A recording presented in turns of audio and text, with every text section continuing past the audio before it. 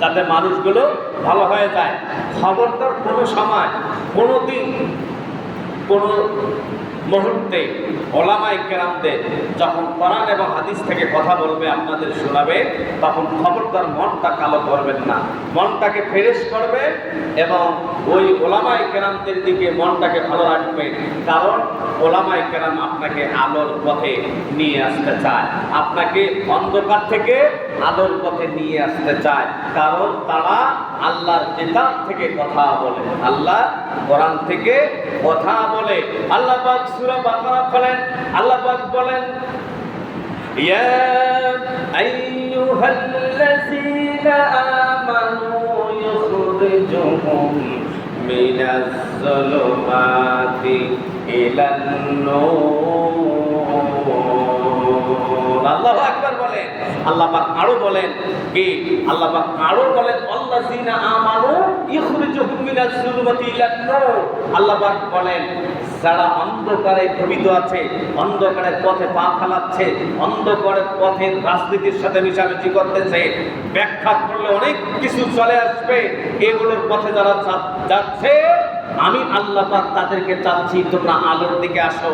তার মানে তোমরা ভালোর দিকে আসো তথা উত্তম আচরণ বিধির দিকে আসো। আমি আল্লাহ পাক তোমাদেরকে জান্নাত দান করব। বলে সুবহানাল্লাহ। আলোয় আলোকিত করব, এই আশাটা আমরা রাখতে পারি কি পারি না? এই আশাটা আমরা রাখতে পারি। কারণ আপনি যদি আল্লাহকে কেবলমাত্র ভয় করে, আপদে বিপদে সব সময় আপনার কিঞ্চিত কষ্ট হতে পারে।